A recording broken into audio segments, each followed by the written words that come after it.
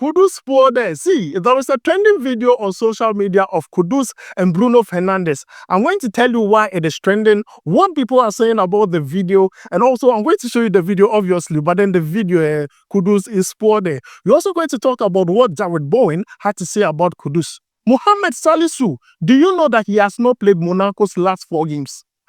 See the player here, he's fit. He's part of the squad. He's on the bench, but he know the play. I'm here to explain everything to you. We're also going to talk about Partey, AbdulMuhamed, and Inaki Williams. But before we jump into it, don't forget to like, subscribe, and also turn on notification. My name is Adam. You're watching SportsCornerGH. Quickly, let's jump into it and let's begin with the star boy. There is a video playing live here on the screen, and you see this video, it is trending, because Kudus did a skill that everyone is talking about. He measured Bruno Fernandes, Bruno of all people. He tailored him. In Ghana here, yes, we Pama Tadiamano. What measure no? Tita, he was gone. And you see, it was so brilliantly done. But you go under the comment and still people are saying, hey, Kudus did not do anything. I'm like, can't you people see the video?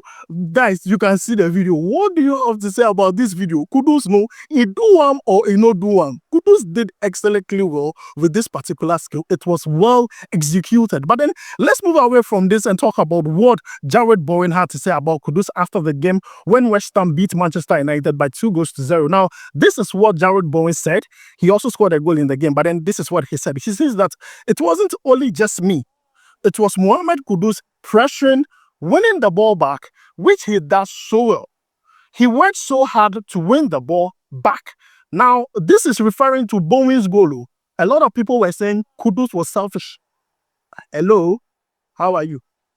This is coming from Jarrod Bowen, who scored the goal, saying that Kudus was the one who went to press the ball, got the ball, and in fact allowed him to score. For those who saying Kudus no or you're selfish no, what do you expect an attacker to do in that particular instance? Guys, I'm talking about this video. This was what Jarrod Bowen was referring to. Kudus no one you. He did his major thing. The basic thing of a forward. When you get the clear opportunity, you shoot. And then bounce it back to Wan-Bissaka to Bowen and go. So this is what Jarrod Bowen is saying about Kudus. Kudus has not started the season well. Last season, 8 goals, 6 assists. This season, 4 goals, 3 assists. But we believe that he can end the season very well. For Kudus, I just pray that Charlie let the end justify the miss. What happened at the beginning of the season, most of us, we have forgotten about it. He remains the star boy. But then, guys, let me know what you think about this down below in the comments. Let's move away from Kudus and talk about Partey. See, Partey, Arsenal fans have not been good to the play. I'm not going to lie to you. After they played against PSG and they lost, everyone wanted to blame Partey. But I stood here and defended Partey. I told you guys that even though he did not perform like the way Arsenal fans would, you can't blame him solely. You have to blame Mikel Arteta too. Then when they came into the league, they played 2-2 with Liverpool. Still, Arsenal fans were blaming Partey. Let me say, why? Why are you people like that? People are complaining about Partey. It's like everybody wants to find fault about Partey. But this is a player who has Arsenal at heart. Do you know that the players' camp received a lucrative offer from Saudi Arabia? And Partey is willing to forgo that lucrative offer just to get a contract extension with Arsenal. So Arsenal fans, we beg you. Partey is like my brother. He's like my father. So if he's doing well and people are not appreciating it, it pains me a lot. This is a player, at the beginning of the season, he was about to be discarded. People felt like Partey cannot compete. He has lost his leg, only for him to be one of Arsenal's most important players this season. So Partey is a very important figure in Arsenal. We hear rumors that Arsenal are on the verge of signing Mohamed, a long-time replacement for Partey. But you see that thing, we have heard it before. They signed Jorginho because of Partey. They signed Mikel Bruno because of Partey. They signed Declan Rice because of Partey. Partey is still there where he did. He's still there where he did. You understand my point? So Partey, whether Zubimendi is coming or not, he's still going to be important. This season, you are seeing him playing right back. See, don't be surprised if Partey still fights for his position this season. But all has to do with that contract extension. If Arsenal are not willing to meet Thomas Partey halfway, I believe Thomas Partey is going to consider other options. But then, guys, this is the situation with the player. Let me know your thoughts about it down below in the comments. Now, let's move away from that and talk about Mohammed Salisu.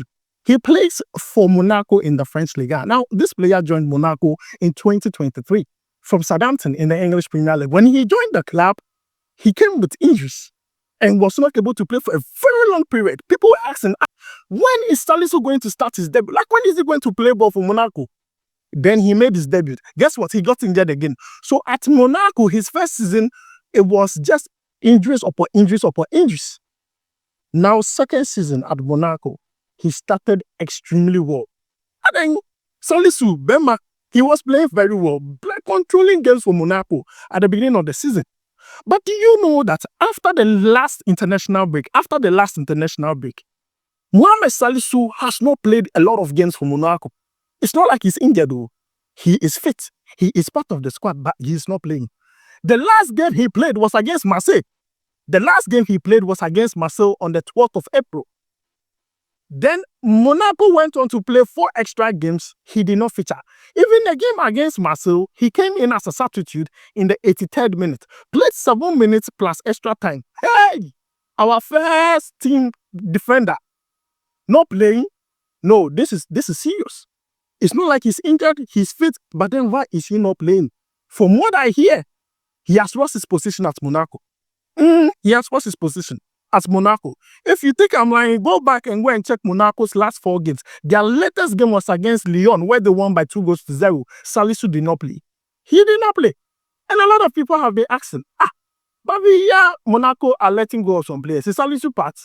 The thing is, Salisu, he wants to stay in France.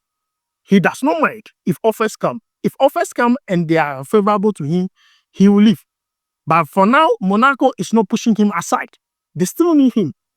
But for him, I just feel very sad for him because for a player of his caliber, he needs playing time. Because it gets to a point when they call you to the Black Stars and you're not playing in your club side, we will start questioning it. So guys, this is the update that has to do with Mohammed Salisu.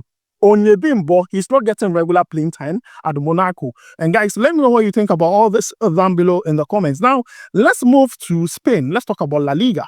Now, La Liga has nominated 20 African players for the La Liga African MVP. Last year, Inaki Williams won it. This year, he has been nominated again with AbdulMuhamed. These 2 Ghanaian players have been nominated. The bad news about this is that I'm bringing you this very, very late because the voting ends today. Yes, the voting ends on the 14th of May. The winner of this would be announced on the 25th of May. And I just hope that these 2 players can make us proud. For Inaki Williams, this season in the La Liga, he has scored 6 goals and given 6 assists.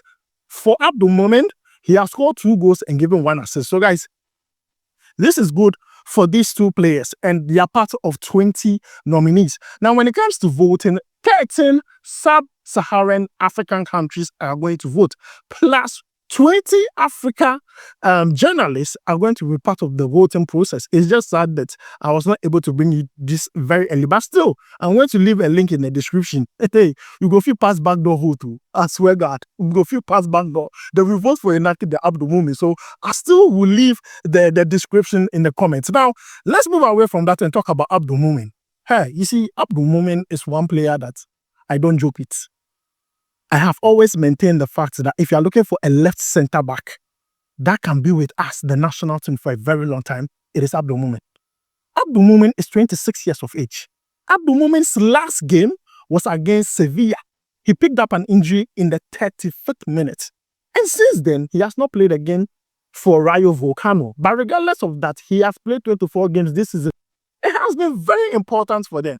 From what we hear, according to African Foot, Rayo Vallecano know that AbdulMuhamed has 1 year left on his contract and they want to begin talks when it comes to contract extension. Now, they are willing to give the player 3 years contract extension. Now, I'm happy for the player. This is good.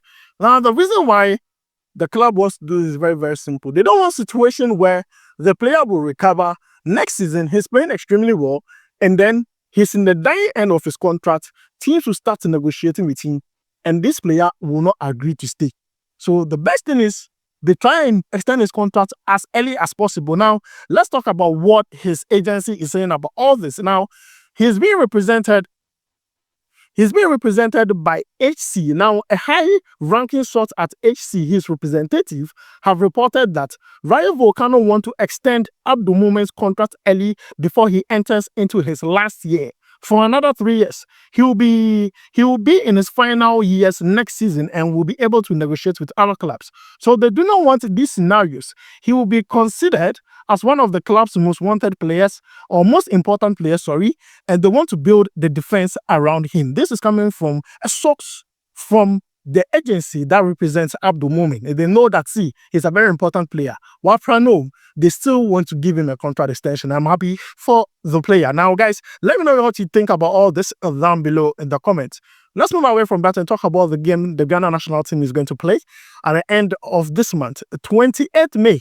Ghana versus Nigeria in a four-nation tournament called the Unity Cup.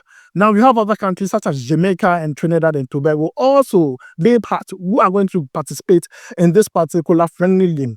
But then I want us to do a quick build-up on that particular game. Let's talk about goalkeepers who are likely to make Otto final squad for the friendly game. It's a friendly. This is an opportunity for players to impress the coach. So I want some players to be in there. But I want to give a large pool of goalkeepers who I believe are going to make the cut. Now, Lawrence Atizigi plays regularly for his club side. Very good goalkeeper by our standard. I believe he's going to be an option to be picked by Addo. We also have Jojo Wallacott. I believe he's also an option for Addo. Also, third goalkeeper, Benjamin Asari, the newest #1 goalkeeper for the Black Stars. Accra has a full goalkeeper and captain. I believe that looking at what he did in the last 2 games the Black Stars played in the World Cup qualifiers, he has earned his spot in Addo's Black Stars for the friendly game. We also have some Ghana Premier League goalkeepers. I want to talk about 4 of them who I believe needs to be considered for this, goalkeeping position in case the chance opens. Now, the first player is called Emmanuel Kubi of Gold Stars. Now, Emmanuel Kubi has been nominated for Goalkeeper of the month of April, and he has played 6 games, kept 3 clean sheets, has conceded 4 goals, won 4 games, and has lost 2 games. And I believe he needs to also be considered for the goalkeeping department when Addo decides to name the squad. Next player is Daniel Afu, who plays for Accra Lions. Now, he has been involved in 5 games in the month of April, kept 2 clean sheets, considered 6 goals, and won 3 games, have lost 2 games with Accra Lions. A very good goalkeeper by my own opinion. Now, next player is Shaibu Rafik Issa. He plays for FC Samatex. 6 games, 4 clean sheets, 4 goals considered, 4 games, 1 draw, 1 loss. Now, these goalkeepers are obviously doing very well. All these goalkeepers have been nominated for the Ghana Premier League goalkeeper of the month of April. And I believe that if you are looking for goalkeepers, if these keepers are being nominated, that means they're doing very well. Now, we have other goalkeepers who are playing, obviously, in their club side. Lawrence Atizigi, Jojo Wallacott, Benjamin Asari. They have made the squad. These 3 goalkeepers are mainstay, but if there's an opportunity to look somewhere else, to bring someone again, if there's a slot, these 4 goalkeepers or 3 goalkeepers I've mentioned should also be considered. I'll bring you more build-up concerning the Ghana versus Nigeria game in the Unity Cup, the friendly game we are going to play. It's on the 28th of May. So please do not forget, mark your calendars. We'll do more updates concerning that. My name is Adam. Thanks for joining me. I'll make sure to see you in the next one. Charlie, we go vibe.